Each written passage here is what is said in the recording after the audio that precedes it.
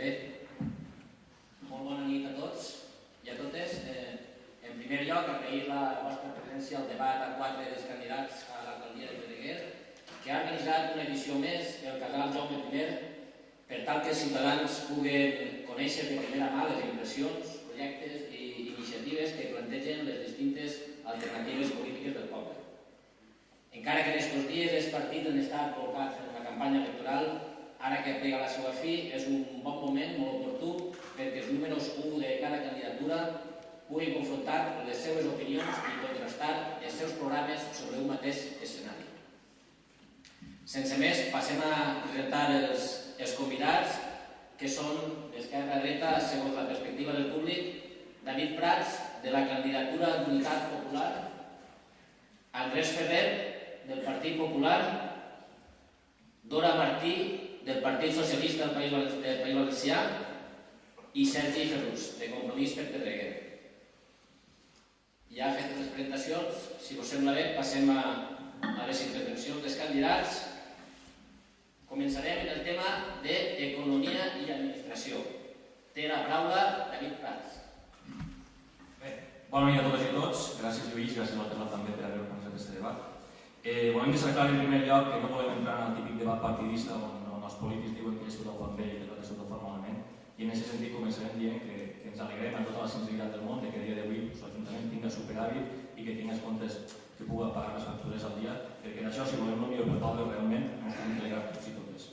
Dit això, abans de fer l'anàlisi crític, que sempre és necessari, començarem fent un xicotet repàs per entendre un poc per què l'Ajuntament a dia d'avui té superàvit. És a dir, es deu a una millor gestió dels pressupostos ingressant el mateix, o es deu a que s'ha ingressat més per impostos i que s'ha gastat menys en inversions i per això tenim superàvit. Fent un ràpid repàs a les últimes legislatures, la 2007-2011, governada pel PP, es va caracteritzar per una pèssima gestió tant en l'econòmic com en el social. I això va comportar, entre altres coses, que no es pogueren ni pagar les factures. Amb això comença la legislatura actual i es fa un pla d'ajust per poder pagar les factures, però paral·lelament veiem com va recaptant-se cada volta més en impostos directes, que és sobretot IBI, i van fent-se cada volta menys inversions, o van fent-se globalment menys inversions.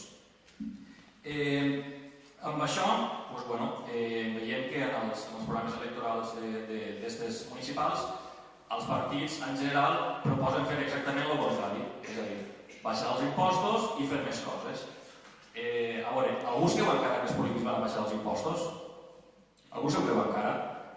És a dir, ja estem prou curats d'espantollar això.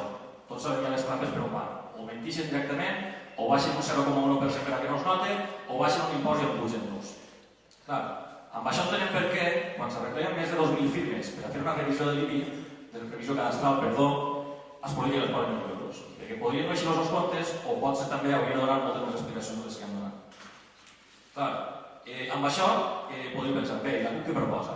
Doncs bé, la CUP el que proposa és que, per tal de que els polítics no ens enganyen, el primer que hauríem de fer seria que els polítics no foren els que prenen les decisions, que fos el poble els que les prenen.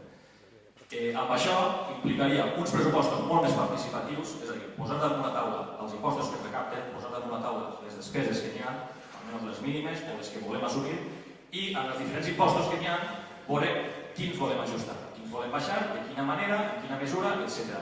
Això és l'única manera que de manera transparent puguem establir els impostos entre tots i totes i que no ens enganyen en gent. I aquesta dotació econòmica de l'Ajuntament, per a què ha de servir? Doncs bé, no ha de servir per a mantindre's ell mateix a l'Ajuntament, sinó que l'Ajuntament hauria de poder desenvolupar tota una sèrie de projectes que possibilitaven que la gent treballadora de Pedreguer, que les xicotetes empreses de Pedreguer, pogueren fer front a la crisi econòmica i social que ens han creat els rics i els polítics i que hem de fer front a ella. En definitiva, la institució... Vaig acabant, per favor. La institució i els comptes municipals per al poble en benefici del poble. Molt bé, moltes gràcies.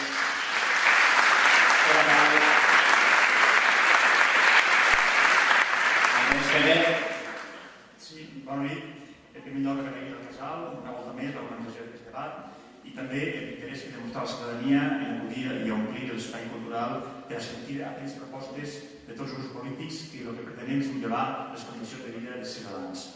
No dic res estrany si dic avui que els ajuntaments són les administracions d'àmbit nacional que estan sanejades, són les més sanejades. I són les més sanejades perquè han aconseguit amb molt d'esforç obtindre un superàvit. També no dic res estrany si dic que aquesta situació s'ha dut portar per una crisi d'àmbit nacional que ens afecta a tots i especialment a l'Ajuntament, especialment a l'Ajuntament de Pedreguer. Una crisi del BRIC, en el qual els ingressos que entraven a l'Ajuntament en un percentatge de vora del 80% eren derivats dels impostos d'obres i construccions. Específicament, l'Ajuntament de Pedreguer ingressava en l'any 2006 aproximadament 1.225.000 euros d'impostos d'obres i construccions. Tot això va caure, va desinflar el globus i els impostos van caure.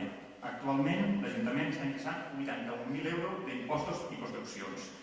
Com es evita aquest desfase? Dues opcions, reduir gastos o pujar impostos. La reducció de gastos és factible, però no es pot fer de forma dràstica. Un ajuntament té que suplir i donar servei als ciutadans. Per tant, la pujada d'impostos és impopular, per tant, tampoc és factible. De què hem de fer equilibris? La deuda a dia d'avui de l'Ajuntament és en els bancs de 3.053.871 euros. Què fem? Com ho tenim l'Ajuntament ara? Tenim un Ajuntament que al llarg dels últims 4 anys ha estat ingressant més pel tema de l'IBI, pel tema de les plusvalies. 700.000 euros ingressa més des de l'any 2011 al 2014. I també els ingressos d'aquelles subvencions que es van liquidar en l'anterior legislatura i estan cobrant-se en aquesta legislatura. Per tant, es dona més liquidesa. Les propostes que fa el Partit Popular són absolutament reals i estudiades. Anem a reduir el 50% de les plusvalies, un impost que ha pujat d'una forma exagerada en els últims 4 anys.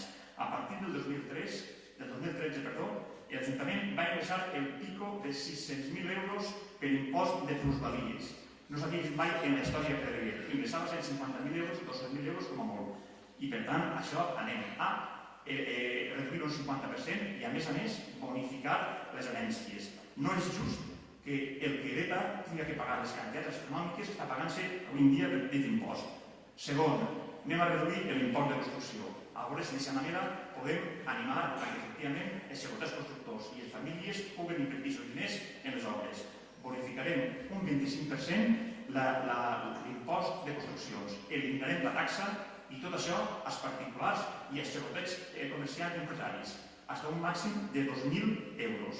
Per tant, a banda d'això, sí que anem a potenciar aquesta revisió de valor catastral per ajustar els valors al mercat. Molt bé, moltes gràcies. Té la paraula Dora Martí. Bona nit a totes i a tots. En aquest apartat començaré a parlar-vos d'Hisenda. Les competències municipals en els impostos són molt reduïdes. Els ajuntaments tenim competències en 5 impostos com són l'IBI, les plusvàlues, l'impost d'activitats econòmiques, l'impost de vehicles i el de construcció i obres. En tots ells, la llei ens deixa marcar uns tipus impositius i una sèrie de bonificacions. Doncs bé, atenent als nostres principis, anem a aplicar en tots els impostos totes les bonificacions que beneficien al medi ambient, al foment de l'ocupació i la millora de la qualitat de vida de les persones dependents. D'altra banda, com veureu en el programa, ens centrem també en les plusvàlues i en l'IBI, ja que en ells tenim propostes de modificació de tipus. Pel que pertany a les plusvàlues, som conscients que tenim uns tipus elevats, però la situació econòmica en la que es trobava l'Ajuntament no ens ha permès actuar sobre ells. Ara anem a reduir-los en termes generals. En referència a l'IBI, dic que és l'impost més important per un ajuntament i és el que ens genera major part dels ingressos. Doncs bé, com sabreu, en el 2008 van entrar en vigor uns nous valors cadastrals. Quan passat és fet, durant els pròxims 9 anys, per llei, se'ns fa una reducció cada vegada menor, per la qual cosa, cada any, si no toquem els tipus, pagarem més, com a conseqüència que la reducció és menor. És per això que posem en el programa que anirem reduint el tipus any rere any per compensar la disminució de la reducció i així seguim pagant més o menys el mateix, congelar la pujada de l'IBI. L'últim punt que tenim en Hisenda local és la d'estudiar la viabilitat de demanar una nova valoració cadastral per a l'any 2007. Aquest és un tema que està de moda ara al poble i en el que les competències de l'Ajuntament són molt reduïdes. Com tots sabreu, com a conseqüència dels nous valors cadastrals que van entrar en vigor el 2008, abans de la crisi, ha sorgit un problema, ja que els valors cadastrals ara estaven sobrevalorats. Per això, en l'anterior legislatura, es va demanar a Cadastre que feren una nova ponència, però ells no estan molt predisposats a fer-la i ens van donar una solució alternativa que, com a resultat, ens ha portat una reducció dels valors del 27%. Si ara nosaltres no demanem res, sempre tindrem aquesta reducció. Ara, si demanem la nova ponència, ens arrisquem a que els valors s'aproven, baixen menys del 27% i que l'efecte que buscàvem se'ns torni en contra. És per això que nosaltres estudiarem i triarem la millor opció. Pel que fa a l'ocupació, pense que la creació d'ocupació ha de ser la prioritat de qualsevol polític. Per desgràcia, en aquest tema, si ens hem de tenir poques competències, així en tenim més. Per favor, ha complit el temps. Moltes gràcies.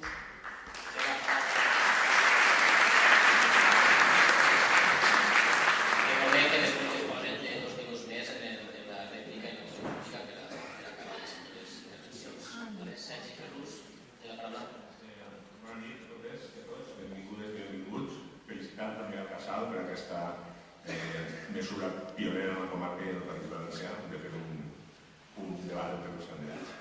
Pel que fa a l'economia, els dos principals problemes que vam heretar quan vam accedir al govern estan solucionats. Tant el forat de dèficit com el deute amb els proveïdors està ben solucionat. Hem deixat l'Ajuntament amb superàvit que ens ha permès, entre altres coses, dedicar més diners a foment de l'ocupació i al benestar social. Recordem que ha pujat de 18.000 euros a 238.000 euros, un 1.200%.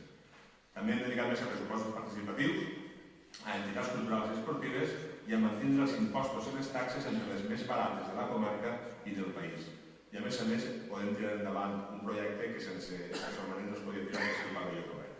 Ara, la principal ocupació i de les propostes que fem des de Compromís en este poble Pedreguer, igual que en tot el país, és l'atur. Tenim a 710 persones aturades al 30 d'abril del 2015 i, per tant, les propostes que portem són foment de l'ocupació, tallers, mantenir els tallers, les beques, ocupació, ajudar a les líders d'empreses i fomentar el turisme i comerç per a fer d'ell un motor del que és la vida productiva del Pedreguer. Entre altres propostes, seguirem baixant el valor cadastral de les vivendes i la taxa de l'IBI, com tots els grups pràcticament han proposat. El valor cadastral de les vivendes es pot baixar de dues maneres, o revisant la ponència de valors o tornant a demanar la revisió del coeficient corrector, que es pot fer una de les dues coses i se triarà mirant, com ha comentat la candidata, què és el millor que la poble. També possibilitarem la flexibilitat en el pagament i l'establiment de plans de pagament de les situacions de dificultat econòmica. Bonificarem als emprenedors la sostenibilitat i el reciclatge. Si bonifiquem el reciclatge, això permetrà baixar la taxa que es paga de basura. Recordem que està pagant-se 69 en el casc urbà i 88 en el disseminat. I aquest disseminat s'intentarà baixar si el reciclatge funciona com esperem que funcioni.